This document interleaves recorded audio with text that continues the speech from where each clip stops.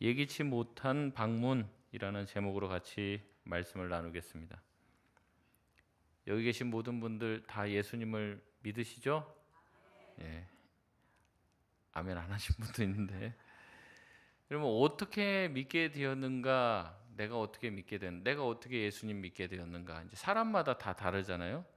예수님을 믿게 되고 알게 되는 과정, 주님을 만나는 과정은 사람마다 다 제각각인 것 같아요.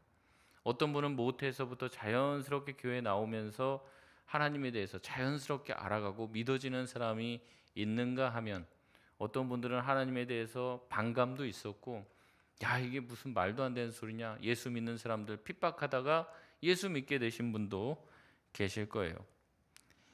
이렇게 이제 각 사람들이 예수님 만난 그런 경험과 이야기는 다릅니다. 심지어 예수님도 예수님의 제자들을 부를 때 다 천편일률적으로 똑같이 불렀던 것은 아닙니다. 제자 베드로와 안드레를 부를 때는 그들이 물고기를 잡고 있을 때 뭐라고 얘기합니까? 나를 따라오라. 내가 너희를 사람을 낚는 어부가 되게 하리라 라고 하시며 부르셨습니다. 세간에 앉아있던 마태를 바라보며 예수님은 나를 따르라 말씀을 하셨죠. 나다나엘은 빌립을 통해 예수님을 만난 다음에 이제 그런 이야기를 했어요. 빌립이 너를 부르기 전에 내가 무화과 나무 아래에 있는 것을 보았다라고 하는 말씀을 전해 듣고 예수님을 믿었습니다. 그러니까 예수님이 직접 나를 따르라는 말씀을 하지 않았고, 내가 빌립이 너를 부르기 전에 내가 무화과 나무에 있는 것을 보았다라는 말씀을 전해 듣고 예수님을 따르게 되었다는 거죠. CBS에 보면은 새롭게 하소서라는 프로그램도 여러분 아마 가끔씩 보실 거예요. 거기 보면 이제 사람들이 어떻게 하나님을 만났는지 이야기들이 있습니다. 그래서 어떤 분들은 뭐 이렇게 여러 가지 병환 중에, 또 이제 불치의 병에 걸려서 굉장히 투병 중에 예수님을 만났던 분도 계시고, 뭐 교통사고 나서 또 뭐 오늘 내일 하면서 사경을 헤매면서 예수님을 꿈에서 만나봤다는 사람들도 있고, 많은 사람들의 이야기들, 하나님을 만난 이야기들은 제각각인 경우가 많이 있습니다. 오늘 본문도 마찬가지입니다. 사울이라고 하는 바울, 이제 나중에 위대한 사도로 불리게 되는 이 바울이 예수님을 처음 만나게 되는 장면이 바로 오늘 본문의 내용이죠. 이 사도행전의 상당 부분은 이 사울이라고 하는 바울의 여러 가지 사역들과 내용들을 보여줍니다. 그 사울이 이제 처음 등장하는 게 이 사도행전 9장 오늘 본문이라는 거죠. 여기서 특별히 이 바울이, 이제 사울이라고 하는 이 바울이 어떻게 예수님을 만나게 됐는지 그 과정을 아주 생생하게 보여주고 있습니다. 그리고 이것을 이제 우리가 묵상하게 되는데, 이걸 자꾸 우리가 너무 주의 깊게 보다 보면, 이제 우리가 새롭게 하소서도 보면서 은혜 받는 것은 좋은데, 그걸 보면서 자꾸 자기와 대입을 시키면서 나는 저렇게 예수님을 만나지 않았는데, 나는 저런 경험 안 해봤는데, 이렇게 하면서 너무 그런 간증을 표준화시키고 내가 그 경지에 다다르지 못했다, 이거 자꾸 비교하게 되면은요, 어떻게 보면 내가 예수님을 만났음에도 불구하고 만나지 못했다라고 오해하는 경우도 생기게 됩니다. 어떻게 보면 사울이 예수님을 만난 것은 굉장히 극적이고 놀라운 이적이 함께 하는 거예요. 여러분, 이렇게 바울이 예수님을 만나게 된 이 과정, 여러분 모든 사람이 다 그런 과정을 통해서 예수님을 만나게 될까요? 뭐 그런 분도 계실 겁니다. 어떤 분도 막 진짜 뭐 봤다고 얘기하고 하나님이 내 심령에 말씀하셨다 이렇게 말씀하시는 분들도 있어요. 근데 그렇지 않은 분들도 계시다는 거죠. 사울이라고 하는 이 바울, 사울이죠. 사울이 이렇게 강렬하게 하나님을 만나고 또 눈까지 멀고 뭐또 이런 경험, 나중에 눈을 뜨게 되는데, 이런 경험은 성경에 기록이 될 정도로 아주 특수한 경험입니다. 여러분 예수님을 만나게 됐을 때 갑자기 눈 못 보고 그래갖고 어디 가보면 아나니아라는 사람이 있으니까 가서 안수기도를 좀 받아라, 그래서 그 사람한테 기도받고 여러분 예수님 믿었냐 하는 거죠. 그러니까 거의 이러한 내용들은 찾아보기 힘든 내용이라는 거죠. 그래서 이 내용을 곧이곧대로 우리에게 보편적으로 적용하는 건 좀 무리가 있습니다. 그러나 사울이 예수님을 만난 이 하나님을 경험한 특별한 경험 안으로 우리가 조금 더 들어가 보면, 그 안에 우리 모두에게 적용할 만한 하나님 만나는 경험, 예수 그리스도를 만난 경험의 또 회심의 기준이 무엇인지를 살펴볼 수 있고, 그것을 우리와 이제 좀 비교해 보면서 정말 나는 예수 그리스도를 만났는가 라는 질문에 대해서 답할 수 있는 힌트가 있다는 거죠. 그래서 오늘은 세 가지 정도 사울의 회심에서 발견할 수 있는 어떤 우리 회심의 어떤 기준과 모양, 그것이 나에게도 있는지 좀 살펴보는 시간이 되었으면 좋겠습니다. 첫 번째로 우리가 알 수 있는, 우리가 바울의 이 경험을 통해서 알 수 있는 보편적인 회심의 기준은 바로 내가 주님을 만나는 것은 오직 하나님의 은혜로 가능하다라는 것입니다. 사울이 예수님을 만났던 상황은 어떤 상황입니까? 1절을 보면 여전히 위협과 살기가 등등했다고 이야기를 해요. 그러니까 예전부터 계속 그래왔고 여전히 지금도 그렇다는 거죠. 그러니까 언제부터 이 살기와 기세가 등등했냐라면 7장부터 얘기할 수 있습니다.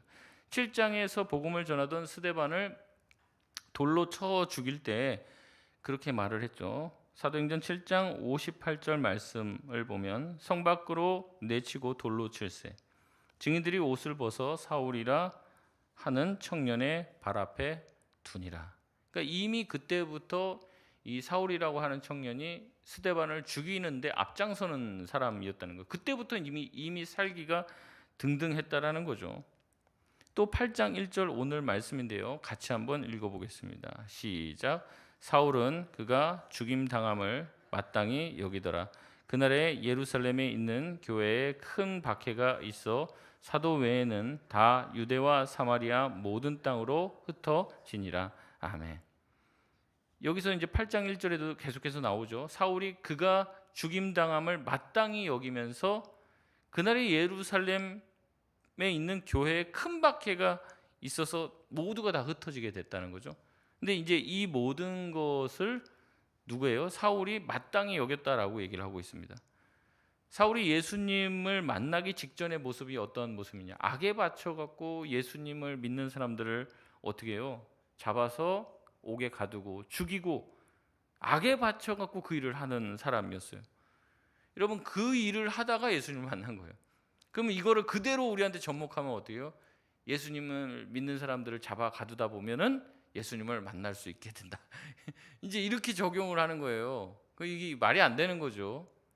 여러분, 그렇지 않다는 거죠. 오늘 9장의 사울은 여전히 위협과 살기가 등등한 상태였습니다. 스데반의 죽음 이후에도 이 사람 달라지거나 변한 것 하나 없습니다. 여전히 그의 마음에 증오와 살기가 있었습니다. 그리고 이전에 역시 어떻게 합니까? 예수를 따르는 자들을 잡으려고 이제는 다메섹에까지 가서 잡으려고 하는데 이제는 이제 공문을 요청하고 있죠. 그래서 예수를 믿는 사람들을 잡아 가두고 이 예수쟁이들 완전히 이 세상에서 끝장내야겠다라는 생각을 가지고 이 살의를 가지고 지금 서 있는 거예요. 여러분, 이 사람이 조금 있다가 어떻게 예수님을 믿게 되리라는 것을 상상할 수도 없는 일이죠. 뭐 좀 교회 나오면서 믿음이 좀 생기는 것 같아요. 그러면 저 사람 곧 예수 믿겠구나 이렇게 예상할 수 있는데, 그게 아니라 예수님 믿는 사람들 잡아 죽이려고 막 눈이 막 뒤집혀갖고 쫓아다니는 사람, 저 사람 좀 있으면 예수 믿겠다. 그런 식으로 생각할 수 있겠냐는 거죠. 생각할 수가 없는 일이에요. 그러나 사울은 하나님의 주권적인 은혜를 말로는 고백했는지 모르겠지만 그것을 어떻게 보면 본인 스스로에게 적용하지는 못했던 사람인 것이죠. 우리도 하나님을 만나기 전에 어떤 노력도 하지 않았잖아요. 우리가 뭐 주님을 만나고 주님을 깨닫고 주님을 위해서 살려고 하지도 않고, 어떻게 보면은 우리를 전도하고 우리에게 교회 가자고 하는 사람들의 말을 받아들이지 못하고 그랬을 때 시큰둥한 마음으로 교회에 왔다가 나와야 된다니까 왔다가 기대감 없이 교회에 왔다가 하나님의 은혜를 듣고 또 말씀을 듣고 깨닫고 그래서 하나님의 사랑을 알게 되는 경우도 있다는 거죠. 그렇게 되면 알게 되는 거예요. 우리가 느끼게 되는 거예요. 내가 뭔가 열심히 해서 하나님을 믿게 된 게 아니라 하나님이 나에게 은혜를 주셨어. 나는 주님을 믿으려고 애쓰지 않았는데도 불구하고 주님이 나를 불러주셨고 나를 여기까지 인도하셨고 나에게 예수 믿게 해주셨구나. 내가 이렇게 힘든 일을 당하지 않았으면 사실은 교회를 나오지도 않았을 텐데 그 힘든 일 당한 것을 통해서 내가 주님을 믿게 되었구나. 이 모든 것이 다 하나님의 은혜였구나. 이것을 깨닫게 된다는 거죠. 여러분, 우리가 언제 예수님 보고 우리에게 우리 좀 구원해 주세요, 나 좀 살려 주세요라고 우리가 요청했냐는 거죠. 성경은 말하고 있습니다. 하나님께서 우리를 사랑하셔서 우리가 아직 죄인 되었을 때, 우리가 죄인인 상태에서 하나님께서 자기의 아들 독생자 예수 그리스도를 보내셔서 십자가에 죽이시고 우리를 위해서 죽으셨다. 그리고 우리에게 찾아오셔서 하나님이 우리를 얼마나 사랑하는지 말씀해 주셨다라고 성경은 말하고 있습니다. 로마서 5장 7절에서 8절까지 말씀 우리 같이 한번 읽겠습니다. 시작. 의인을 위하여 죽는 자가 쉽지 않고 선인을 위하여 용감히 죽는 자가 혹 있거니와 우리가 아직 죄인 되었을 때 그리스도께서 우리를 위하여 죽으심으로 하나님께서 우리에 대한 자기의 사랑을 확증하셨느니라. 아멘. 여러분, 하나님은 어떤 분이십니까? 우리를 위해서 죽으신 분, 우리를 사랑하시는 분, 그리고 우리를 찾아오시는 분인 줄 믿습니다. 우리는 우리가 하나님 찾아왔다고 생각을 해요. 근데 그게 아니에요. 우리가 하나님을 찾아왔다고 생각하고 교회에 딱 와서 앉는 순간 우리는 느끼게 되는 거죠. 하나님이 나를 기다리셨구나. 하나님이 나를 불러주셨구나. 이것을 느끼게 되는 거예요. 이렇듯 하나님은 우리의 생각과 다르게 예기치 않게 우리를 찾아오시고 방문하시죠. 성경에는 하나님이 사람을 찾아오는 이야기로 가득 차 있습니다. 두려워서 떨면서 이제 자기 집에서 잘못하다가 형한테 죽을 것 같아요. 그래서 도망치던 야곱, 들판에서 의지할 곳 없어서 돌베개 의지하면서 자던 그 야곱에게 하나님이 찾아오셨잖아요. 나중에 그 삼촌 집에서 일하고 나서 거기서도 야반도주하시듯이 도망해서 집에 오는데 형 만나면 또 형이 자기 죽일 것 같아요. 이미 군대를 끌고 오고 있다는 거예요. 환영하러 나오려면 왜 군대 끌고 옵니까? 이미 군대 끌고 온다는 건 자기를 죽이려고 지금 오는 거예요. 이제 강 하나 남겨놓고서 이제 어떡하지? 형이 공격하면 이제 순서대로 덜 사랑하는 순으로 이렇게 쭉 배치해놔갖고 앞에 사람들이 죽으면 이제 도망갈 계획 세우고 그렇게 밤에 잠 못 이루고 있는데 또 누가 찾아오십니까? 하나님이 찾아오시는 거예요. 야곱이 무슨 손 들면서 하나님 나 좀 살려주세요, 그런 게 아니에요. 누가 찾아오시는 거예요? 하나님이 찾아오시는 거예요. 그게 바로 은혜 아닙니까? 40세 때 혈기로 사람 죽이고 또 똑같죠. 도망쳐갖고 이제 광야에서 여자 만나서 거기서 그냥 살면서 이제 내 인생 이렇게 끝나는구나. 80세 노인된 모세에게 누가 찾아오십니까?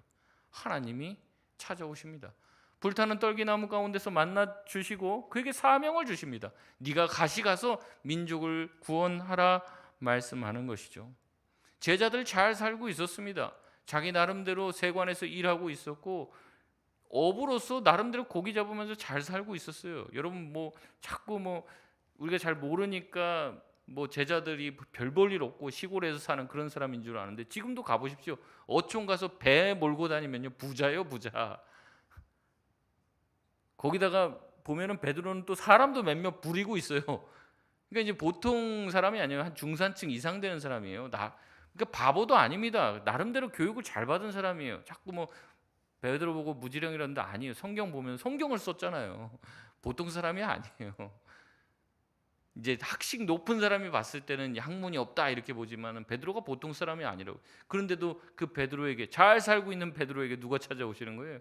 예수님이 찾아오시는 거죠. 그래서 그의 인생을 완전히 뒤바꿔 버립니다. 예수님이 십자가에 죽으신 다음에 문 꼭 잠가 놓고선 어떻게 합니까? 누구라도 자기네들 찾아와서 예수님 죽인 것처럼 자기네들도 죽일까 봐 제자들이, 10제자들이 이제 모여서 문 잠가 놓고 자기들끼리 모여 있는데 거기에 누가 찾아오시는 거예요? 예수님이 찾아오시는 거예요. 예수님은 찾아오시는 분입니다. 찾아오셔서 위로해 주시고 도전하시고 그들에게 소망이 되어 주시는 것입니다. 그렇게 제자들을 찾아오고 수많은 신앙의 위인을 찾아와 만나 주셨던 그 주님께서 저와 여러분을 찾아오셨기 때문에 우리가 주님을 만날 수 있게 된 줄 믿습니다. 내가 잘나서가 아니라 하나님의 은혜로 우리가 주님을 만나게 된 줄, 이런 믿음으로 고백하실 수 있길 바랍니다. 두 번째로, 우리가 주님을 만나는 것은 바로 하나님께서 우리에게 선택하라고 하셨을 때 우리가 선택했기 때문이라는 것입니다. 요한계시록 3장 20절 말씀 우리 같이 한번 읽겠습니다. 시작. 볼지어다 내가 문 밖에 서서 두드리노니 누구든지 내 음성을 듣고 문을 열면 내가 그에게로 들어가 그와 더불어 먹고 그는 나와 더불어 먹으리라. 아멘. 주님은 우리에게 찾아오시기만 하지는 않습니다. 우리의 마음을 두드리세요. 말씀하십니다. 문을 열라고 우리에게 요청하고 계십니다. 문을 닫고 있는 것은 우리죠. 그러나 문 밖에서 우리의 마음을 두드리면서 그 문을 열게끔 하시고 열라고 하시죠. 그지만 예수님이 강제로 열고 들어오진 않아요. 문 때려 부시고 들어오지는 않으신다는 거죠. 예수님 문 밖에서 우리의 마음을 두드리시고 우리가 그 문을 열길 바라십니다. 주님이 찾아오신 것처럼 우리도 주님을 맞이하기를 원하시는 거예요. 예수님 말씀하십니다. 내가 문 밖에서 문을 두드리노니 너희는 내 음성을 듣고 문을 열어라. 내가 너 안에 들어가서 너와 더불어 먹고 너와 더불어 교제하리라 말씀하는 것이죠. 그래서 주님은 우리에게 늘 말씀하십니다. 도전하시고 마음 문을 열고 들어와 우리와 함께 교제하고 먹고 마시기를 원하시는 거죠. 그러나 정작 주님이 우리의 마음의 문을 두드리실 때 우리는 열지 못할 때가 많이 있어요. 열지 못하고 갈등하는 것이죠. 열왕기상 18장 21절 말씀 같이 한번 읽겠습니다. 시작. 엘리야가 모든 백성에게 가까이 나아가 이르되 너희가 어느 때까지 둘 사이에서 머뭇머뭇하려느냐. 여호와가 만일 하나님이면 그를 따르고 바알이 만일 하나님이면 그를 따를지니라 하니 백성이 말 한마디도 대답하지 아니하는지라. 아멘. 이 엘리야가 백성들한테 얘기하는 거예요. 바알 아세라 지금 선지자들과 지금 대결하고 있잖아요. 오늘 너희들 결단해라. 하나님을 따를지 아니면 이방 우상을 따를지 너네가 지금 오늘 결정해라. 여호와가 만일 하나님이면 하나님을 따르고 바알이 만일 하나님이면 바알을 따르든지 양쪽에 그냥 발 걸쳐놓고 그러지 마라. 그렇게 얘기했더니 백성들이 어떻게 해요? 말 한마디도 대답하지 아니하니라. 마음의 문을 두드리시는데 문을 열어요 안 열어요? 안 열어요. 잠깐만요. 좀만 좀 생각 좀 해보고요. 지금 문 열면 큰일 날 것 같아요. 그러니까 어떻게 해요? 자꾸 결정을 뒤로 미루는 거죠. 하나님은 엘리야를 통해서 이스라엘 백성에게 바알이 진짜 하나님인지 여호와가 진짜 하나님이신지 보여주길 원하십니다. 그리고 백성들이 여호와를 선택하길 원하시는 거예요. 주님을 선택하고 주님을 붙잡길 원하시는 거예요. 근데 여러분 생각해 보십시오. 이게 선택할 일입니까? 하나님의 백성이 하나님을 섬기는 게 선택할 일이냐고요. 선택의 문제가 아니죠. 그냥 그렇게 해야 되는 거예요. 하나님의 백성이면 하나님께만 충성해야죠. 그럼에도 불구하고 하나님께서는 우리를 존중해 주십니다. 여러분 이게 성경 처음 창세기부터 나온 거예요.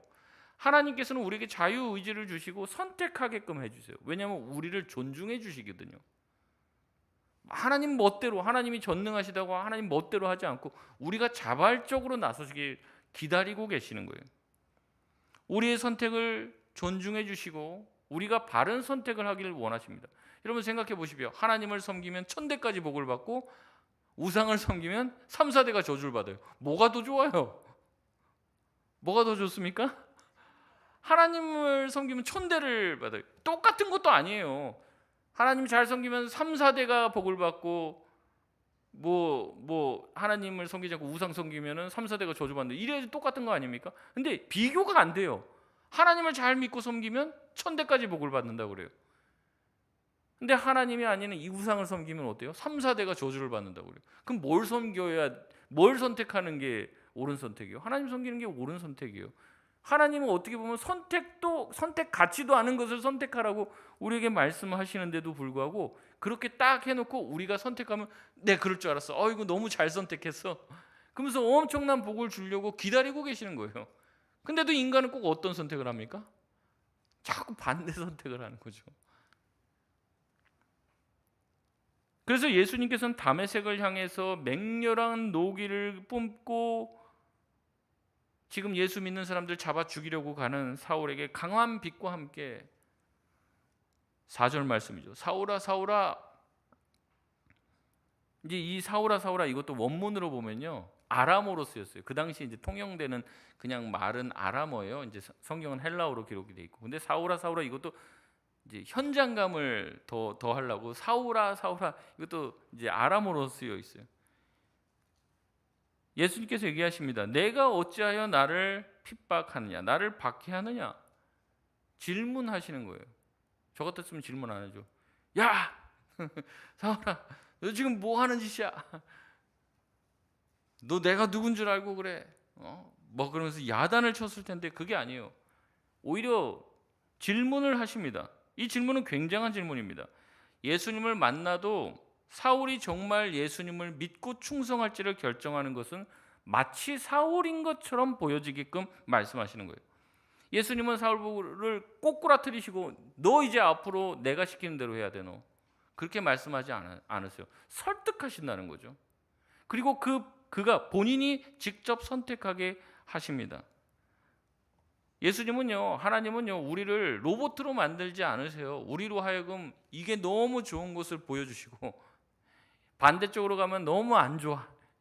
그래서 좋은 것을 선택하고 하나님을 선택할 수밖에 없게끔 말씀하시고 우리에게 선택하라고 하신다는 거죠. 내가 왜 나를 박해하느냐? 그러면서 스스로 생각하게 하시는 거죠. 이 하늘에서 음성이 들리는데 이제 그런 거예요. 하늘에서 신적 음성이 들리는 거죠. 강력한 빛과 함께. 사울아 사울아 네가 왜 나를 박해하느냐. 그러니까 이제 사울은 자기는 이런 신적 존재, 하나님이죠. 하나님을 박해하는 게 아니라 하나님을 위해서 난 평생 살았는데 왜 내가 하나님을 박해한다고 지금 하나님은 얘기하시지? 그러면서 생각을 하는 거예요. 그 잠깐. 그러면서 지금 자기가 뭔가 잘못되었다는 것을 깨닫게 되는 거죠. 내가 지금 뭔가 잘못 알고 지금 잘못 행하고 있는 거 아닌가? 그래서 어떻게 합니까? 예수님은 사울에게 질문할 수 있는 기회를 주십니다. 우리는 하나님께 마음껏 질문할 수 있습니다. 그게 주님이 우리를 대하시는 방식이에요. 항상 존중해 주시는 거죠. 기도원이 이제 하나님께 사명을 받고 나가서 전투를 할 때 어떻게 해요? 하나님 못 믿겠는데 이거. 하나님 그럼 징조를 하나 보이십시오. 양털을 딱 갖다 놔 테니까 밤에 자고 일어나면 딴 데는 다 젖어 있는 양털은 바짝 말라 있게 해달라. 그러니까 하나님 그렇게 해주시죠. 저 같았으면 뒤통수 한테 딱 치면서 가라면 가지 좀 이렇게 할 것 같은데 안 그래요. 근데 그거를 안 믿어요. 또 기도원이 뭐라 그래요? 그 다음 날은 반대로 반대로 해주면 내가 그때 한번 믿어보겠습니다. 하나님이 어떻게 해요? 그래 그럼 내가 반대로 해줄게. 하나님은 그런 분입니다. 하나님이 소돔과 고모라를 멸할 때도 어떻게 해요? 아브라함이 와서 기도하죠. 하나님 그 50명의 의인이 있으면 이 성 멸하실 겁니까? 그러니까 하나님 뭐라 그래요? 내가 50명만 있으면 내가 안 멸한다. 근데요 혹시 45명 될까요? 5명 모자란데 될까요? 그래 45명도 40명 될까요? 그래 40명도 된다. 30명, 20명, 10명까지 내려가잖아요. 여러분 하나님이 우리랑 이렇게 딜을 할 존재입니까? 아니에요. 하나님이 하라면 하는 거죠 그냥. 그런데도 하나님은 우리를 어때요? 존중해 주시는 거예요. 그러니까 우리가 잘나서가 아니라 우리를 존중해 주셔서 우리가 정말 진심으로 하나님 앞에 나아가도록 하시는 거죠. 기회를 주시는 거죠. 그래서 사울은 질문을 합니다. 5절에 뭐라고 질문합니까? 주여 니시 오니까. 당신 도대체 누구기 때문에 그렇습니까? 사울의 반응은 완전히 이성적이고 완전히 자유로운 상태에서 하나님과 대화를 하고 생각하고 질문을 주고 받습니다. 예수님은 대답하시죠. 뭐라고 대답하십니까?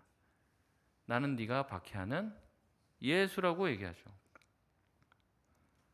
여러분 그가 회심한 거, 사울이 회심하게 된 거, 하나님을 만나게 된 거, 이것은 전적인 주님의 주관적인 정말 주도적이고 하나님의 강권적인 은혜이십니다. 근데 이 은혜를 받았잖아요. 근데 이 다음 단계가 있어요. 하나님을 만나게 되었고 하나님을 경험하게 되는 거. 그거 하나님이 찾아오시는 거죠. 그거 우리가 거부할 수가 없습니다. 근데 우리가 만나고 끝나는 게 아니에요. 만났으면 어떻게 돼요? 이제 만난 사람으로 어떻게 살지가 중요한 거예요. 여러분 예수 믿었다고 끝이 아니라고 제가 여러 번 말씀드렸습니다. 예수 믿고 천국 가는 게 기독교의 전부라면 다 예수 믿고 어떻게 돼요? 내일 다 돌아가셔야죠. 왜냐하면 천국 가는 게 목적이니까. 근데 그게 아니에요. 예수님을 만났어요. 그러면 그 다음부터는 뭐가 펼쳐집니까? 이제는 어떻게 살 것인가? 예수님 만났잖아요. 경험했잖아요. 이제 어떻게 살 것인가? 그 선택을 하게 하시는 거예요. 여러분 예수님을 크게 만나셨습니까? 그럼 예수님이 뭘 바라시겠습니까?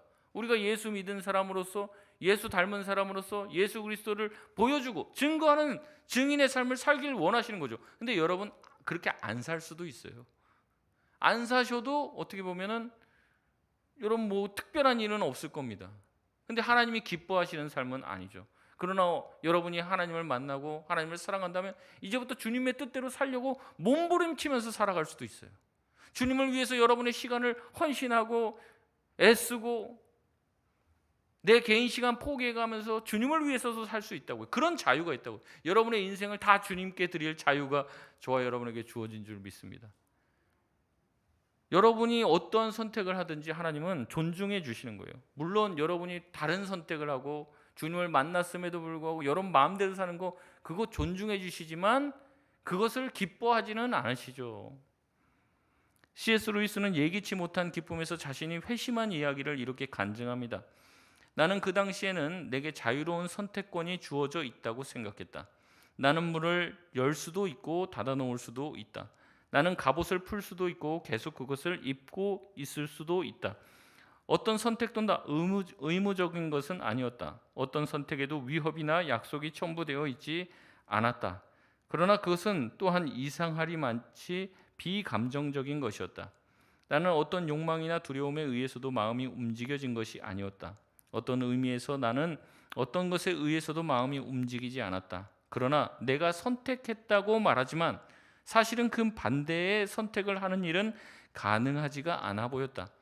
당신은 내가 자유로운 행위자가 아니었다고 주장할 수도 있을 것이다. 그러나 나는 이것이 내가 이전에 취했던 어떤 행동보다도 완벽하게 자유로운 행위에 가까이 간 것이라고 생각한다라고 말을 했습니다.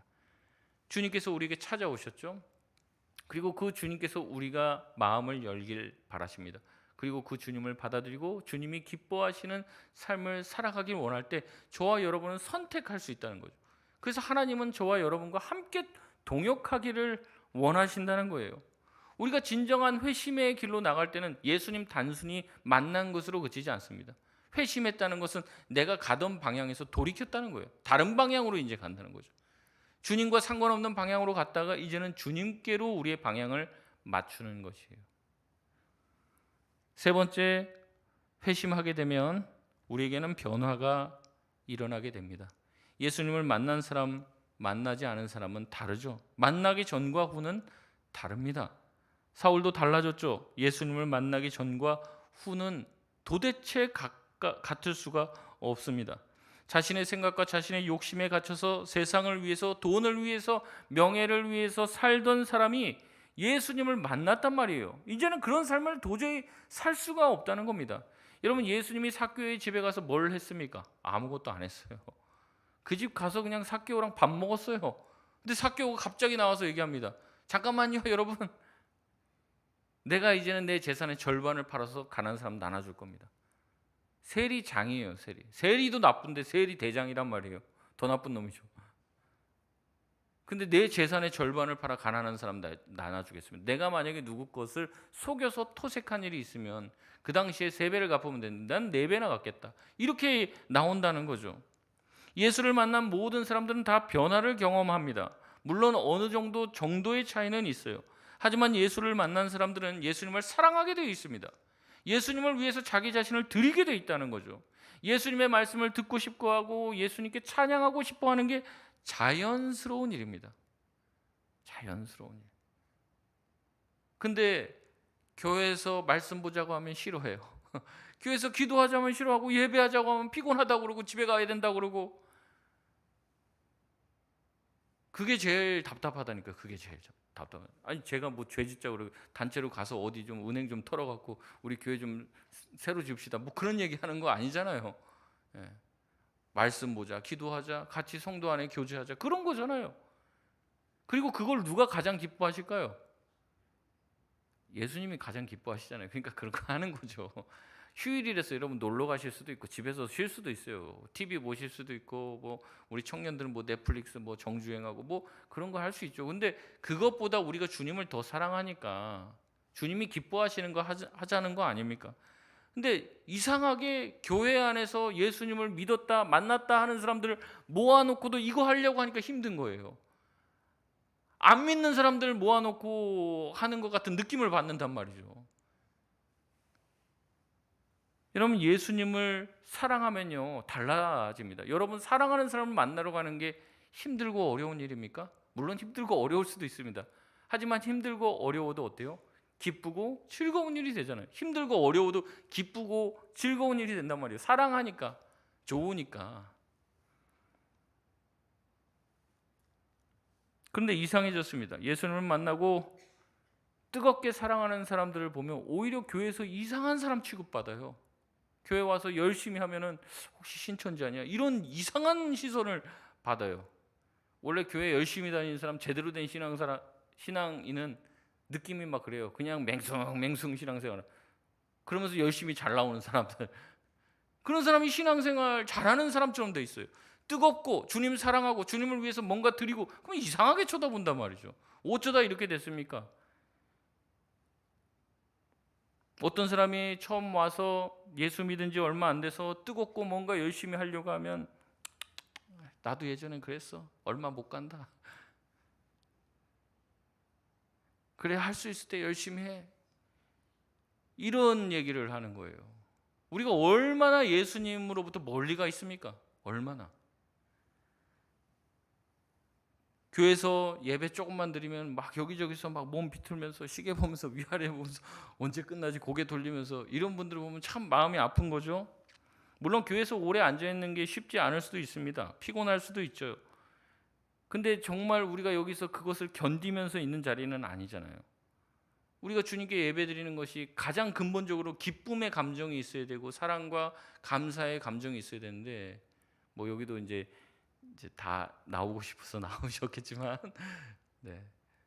우리가 누구 옆에 있는 우리 구역원들이나 누구 수예배 나가보자고 한번 해보세요. 그럼 고개 절레절레 젓는다니까요. 일주일에 한 번 나가면 됐죠. 뭐 두 번씩이나 나가. 그런다니까요. 여러분 정말 그 사람이 주님을 뜨겁게 사랑한다 말할 수 있습니까? 그러니까요. 근데도 그런 분들이 다 신앙인이고 다 뭐예요? 또 저기 투표하면 다 중직자 돼요. 다 뽑아주고 또 주님을 사랑하는 게 검증이 안 됐는데 참 답답한 거죠. 안타까운 거고. 여러분 주님을 사랑한다면 주님을 정말 예배하기를 원한다면 우리가 정말로 그 주님을 만난 경험이 있다면 우리의 예배가 달라질 줄 믿습니다. 기도 소리가 달라지고 찬양 소리가 달라질 줄 믿습니다. 우리가 누군가 너무 사랑하고 우리 연세 많으신 분들 우리 손주들 있으면은 손주들 한 2시간 만나면 야 오늘 너무 오래 만났다 다시 한 2주 후에 보자 뭐 그러십니까? 헤어지고 나서도 집에 가고 있는데도 어때요? 보고 싶은 거잖아요.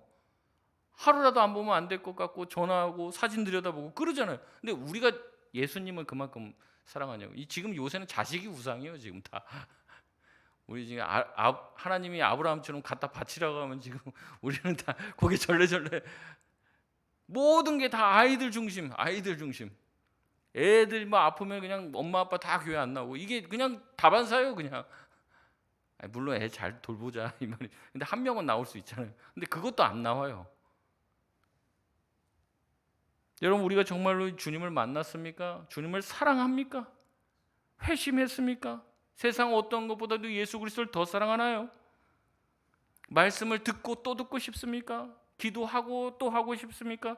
예배를 드리고 또 드리고 싶고 예배가 사모가 되어지고 기도하는 자리 성도들과 교제하는 자리가 우리 안에 갈급하냐 이 말이에요. 안 그러면 아니면 또 나와야 되는 일인가? 제가 지난주에 말씀을 드렸죠. 정말 주님을 뜨겁게 사랑하는 성도들과 함께 예배하고 싶다. 그런 성도들을 많이 보고 싶다. 그런 말씀을 드렸습니다. 여러분 저와 함께 주님을 뜨겁게 사랑하시렵니까? 주님을 뜨겁게 사랑해야죠. 그래서 말이 통해야죠. 말이 말이 안 통해요. 말이 주님을 사랑을 안 하니까 나는 사랑한다고 해요. 같은 데를 봐야죠. 같은 데를. 난 내일도 너무 바쁘고 내가 만나고 싶은 사람도 너무 많고 내가 하고 싶은 것도 너무 많아요. 주님이 원하시는 것을 해야 되는데 버킷리스트 이런 거 여기도 여행 가야 되고 저기도 가야 되고 이것도 해봐야 되고 이것도 먹어봐야 되고 근데 주님을 위해서는 뭘 적어봤습니까? 죽기 전에 내가 주님을 위해서 이건 하겠다 저건 하겠다 저건 하겠다 그런 걸 적어야 되는데 그게 아니에요. 죽기 전에 여기 이거 먹고 저것도 해보고 저것도 해보고 남들 다 하는데 나만 못했네 나만 불행해. 여러분 우리가 예수를 만난 사람이면은 그런 거에는 관심이 없어져야죠. 그렇게 시시하게 살 겁니까? 그거 뭐 버킷리스트 남들이 적어놓은 거 그거 다 하면 하나님 나라 가서 뭐 저 남들이 해본 거 다 하다 왔습니다. 그거 얘기할 거냐는 거죠. 그게 중요한 게 아니잖아요. 주님을 위한 버킷리스트. 내가 죽기 전에 주님을 위해서 이거 하겠다 100가지씩 적어보세요 집에 가서. 그리고 하나씩 하세요. 하나씩. 내가 주님 만나기 전까지 내가 이거 하겠습니다. 내가 정말로 한 명은 내가 정말 주님 앞에 인도하고 가겠습니다. 뭐 그런 거 적어놔야죠. 내가 주님을 위해서 내가 주님 만나는 그날까지 하루에 30분 이상씩 매일 기도하겠습니다. 뭐 그런 거 거룩한 목표. 주님 사랑하는 것 그냥 말로만 하지 말고 우리의 마음과 삶을 들여서. 저는 정치인들도 그렇고 말은 안 믿어요. 막 아름다운 말 많이 하는데 말은 안 믿어요. 다 말은 이랬다 저랬다 막 하더라고요. 그 사람의 삶을 봅니다. 어떻게 살아가는지. 그게 진짜잖아요. 아무리 뭐 예수 잘 믿는다 무슨 소용이 있습니까? 어떻게 사는지 누구한테 베푸는지 헌신하는지 그거 보면 아는 거죠. 바라기는 우리 모두가 다 예수님을 뜨겁게 사랑하는 주님의 백성들 참된 회심의 성도들이 되시길 바랍니다. 예수님에 미친 사람들 정말 예수님을 위해서 내 삶을 던지는 사람들 그 사람들이 신자 아니겠습니까? 주님께서 그런 신자를 기다리고 계십니다. 주님께서는 그런 제자를 기다리고 계십니다. 그 사람을 통해서 세상을 변화시키게 하십니다. 말씀을 맺겠습니다. 우리가 예수를 믿게 된 과정은 다 다를 겁니다. 그러나 우리가 정말로 예수님을 만났다라면 이제는 주님을 위해서 살고 싶은 마음이 드는 것이 인지상정이에요. 그리고 주님을 사랑하고 예배하고 싶고 주님을 위해서 뭔가를 하고 싶은 거죠. 근데 내가 회심했다 예수님 믿었다라고 얘기하는데 그런 게 없어요. 여전히 세상을 더 사랑해요. 선택해야 되잖아요. 주님이 문을 두드리시잖아요. 여러분 매주 두드리시죠. 주님이 사랑해라 용서해라 품어라 낮아져라 겸손해져라. 주님은 계속 말씀하시며 우리의 마음의 문을 두드리시는데 마음을 열고 계십니까? 주님의 말씀을 받아들이고 계십니까? 예기치 못하게 주님께서 방문하셨는데 밖에다 세워놓지 마시길 바랍니다. 우리의 마음을 열고 주님을 받아들이시고 주님께서 인도하시는 대로 이끄시는 대로 여러분 나아가시면 여러분의 삶을 통해서 하나님이 위대한 일을 하실 줄 믿습니다. 주님과 함께 믿음의 길을 걷는 저와 여러분 되시길 바랍니다.